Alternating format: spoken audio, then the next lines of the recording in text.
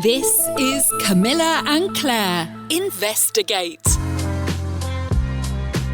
This week on Camilla and Clare Investigate podcasting, we talk to Nic Redman, voiceover artist, voice coach and podcaster. Here's a little bit of what's coming up. We just recorded ourselves walking around Manchester going, "Hiya, do you want to come to our party? It's a voiceovers party." And we just had a wee natter. That one was an accident, to be honest, Camilla. Like so many great ideas. It makes sense for me to, as a business tool, also utilise podcasting. So like anything, there's a few little processes that you have to learn. But ultimately, if you've got the passion for sharing some kind of information, it's the perfect way of doing it without it costing you a lot. So here we are at the podcast show, and it's all happening outside. It's nice to be in here, isn't it?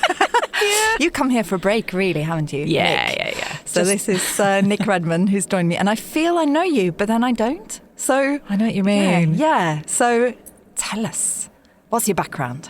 Right, so I'm a podcaster, that's why I'm here, and a voiceover artist, and also a spoken voice and recording coach, and author of On the Mic, which is a voice training book for voiceover artists, podcasters, speakers, and presenters. This is so brilliant because today I'm investigating with Claire, how do we go about creating podcasts when we know so little? Well, I think you're in the right place. Yeah, I think so too. So how did you start out? What was your journey? Well, I've got two podcasts, the Voiceover Social podcast, which I make with Leah Marks, and the Voice Coach podcast, which is my solo show all about voice training.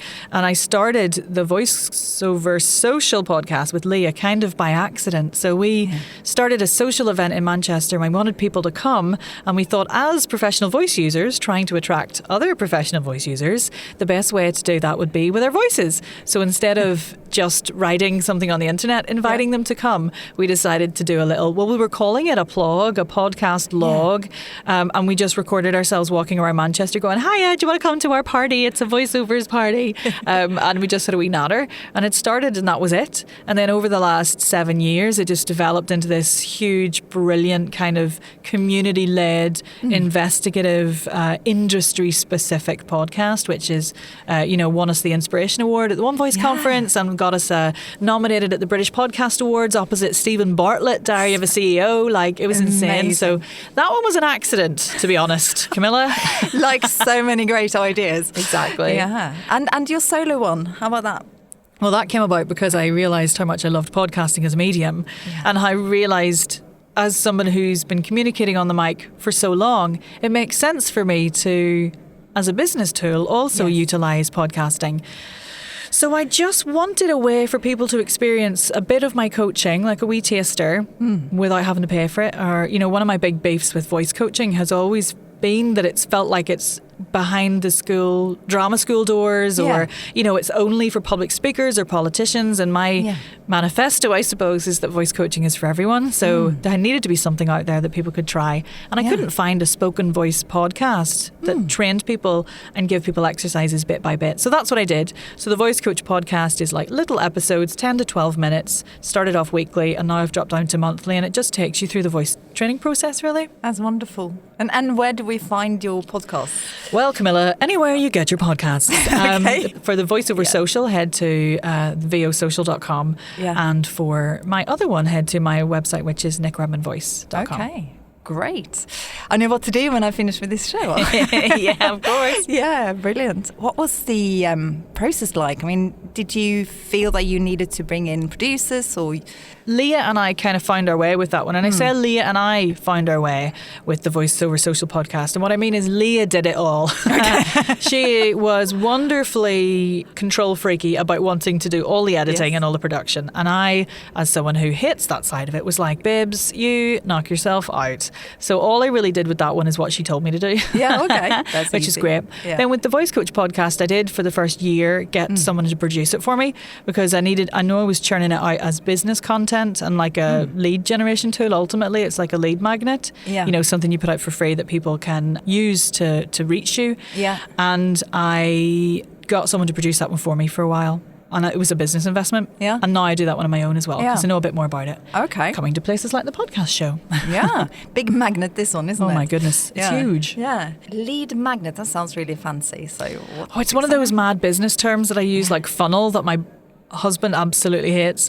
It's basically a way of getting people to get in touch with you. Yeah. If you know what I mean? Yeah. So if you put something out there that they're interested in that they can get for free, and then at the end of it you're like, yeah, and if you want to know more, join my mailing list or join my newsletter. So you're creating an addiction. for good voice. I think that's a good addiction. It is a very good addiction, for sure.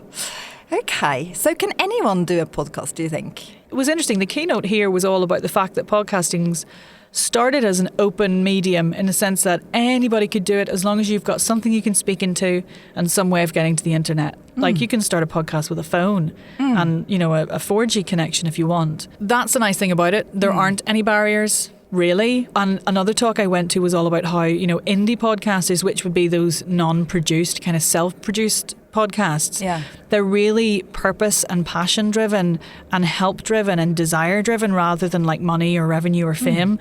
So all of the podcasters who are starting out do it because they have a really exciting passion for something that they want to share mostly, and anybody can really do that as long as you've got something to talk into and you can do a wee bit of Googling to work out how to upload it to a host and things. So like anything, there's a few little processes that you have to learn, but ultimately if you've got the passion for sharing some kind of information, it's the perfect way of doing it without it costing you a lot, because you can just do it with your phone.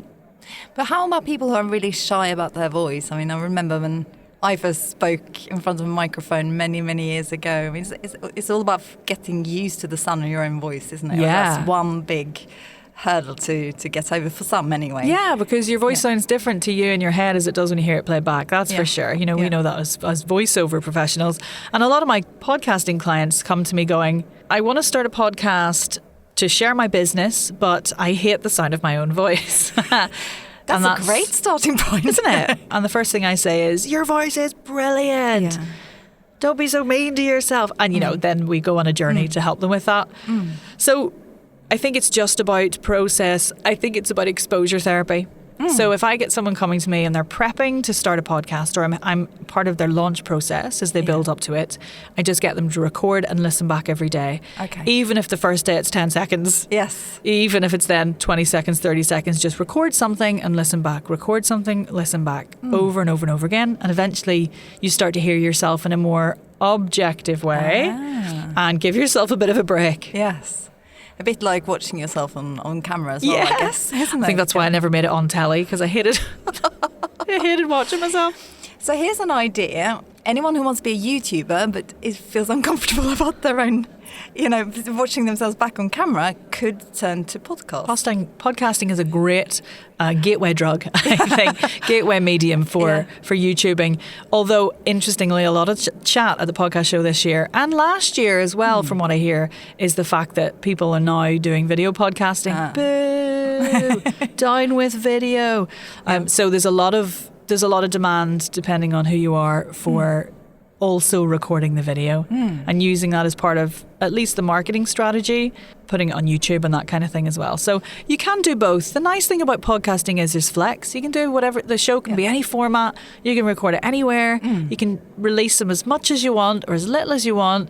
You can do video, you can just do audio. Like, that's the exciting thing. You know, the parameters are yours. Yeah. I think I detected a little sort of tone in your voice that you weren't so favourable of YouTube. Yes. I will say podcasting is an audio medium forever. I'm not a video podcaster. I keep trying, but I just don't like it. And interestingly, in my clients as well, it does weird things to their voice too. When they're just focusing on the microphone and they're not worrying about what they look like, it's one set of problems that we work through, or things to learn.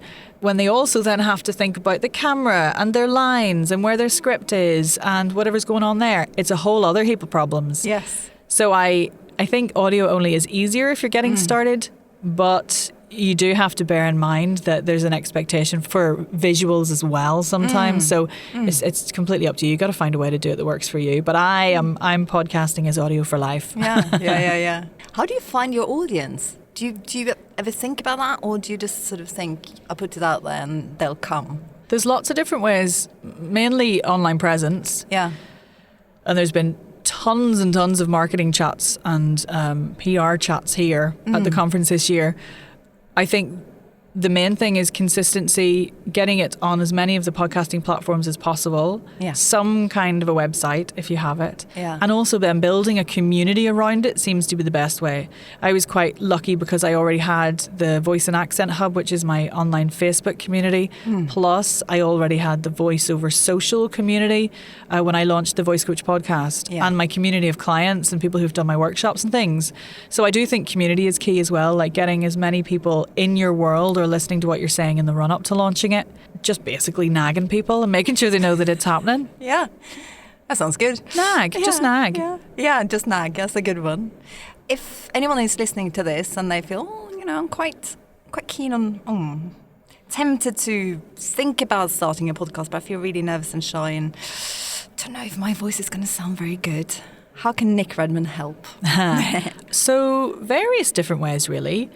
So I help with, number one, warm-ups and things to make your voice feel good and feel expressive and really clear and focused so that you're not editing all the mistakes that you make if you trip over your words, all that kind of stuff. The other thing is help with structure. Yeah. So I help people structure and find the story in their podcast and their message and their why. I also help people because honestly that helps your voice. Okay. So that's where the link is for me. If someone says, I want to do a podcast, I'm like, why? And they say, because I think I should. I'm like, well, it's not going to sound authentic or connected to you if you don't know why you're doing it. So a little bit of that stuff as well. And then I also help people with the delivery. So sounding conversational, even if you're reading from a script or finding comfort on the mic so that you don't feel like you're umming and ahhing all the time. Not that ums and ahs are that much of an issue. It's just for some people, they do get a little bit upset with themselves. So I think finding focus on the microphone, both vocally, mentally, making sure that you come across in the way that you need to or would like to. Yeah, that sounds all great. Can you remember any big blunders or anything you would have done differently just to sign this off? I don't think so. No. I think the mistakes help you change it and make it better, The nice thing about the Voice Over Social podcast is it has developed and it's always changed. So if you start with one format and it doesn't work, just change it. It doesn't mean you have to start the whole new podcast. Just change it and play around. Test things with the audience, I think. I loved that I started mine weekly. Yeah. And now I've dropped down to monthly because there's so much going on. Just remember that it takes consistency. So don't start weekly if you can't keep it up. If all you've got is every other week or monthly, then that's great. Yeah. It's about consistency. So that's the main thing I think I can say. And also maybe buy my book. I don't know. It's called On the Mic and it's available at onthemicbook.com. I think definitely go and buy the book. Thank you very much. It's been really interesting to listen to, and I'm not going to hold you here for much longer because there's so much happening outside. I know. I'm only supposed to be in a talk. Let's do it. Let's do it. Thank you so much, Nic. Thank you. Thank you. What's all that about? Camilla and Clare Investigate. Coming up in the next show, we talk to Suze Cooper from Big Tent Media. There are a lot of podcasts out there, and the way that your podcast sounds is really important to people. There are millions of them, but there are loads of books in the world as well, and no one's telling authors not to write, are I they? love that. That's such a perspective on it. That's making me feel a load better. Consistency doesn't necessarily mean that every single episode has to run in exactly the same way, be the same length, or anything like that. To make sure you get hold of the latest Camilla and Clare Investigate, subscribe on your favourite podcast app. Thanks!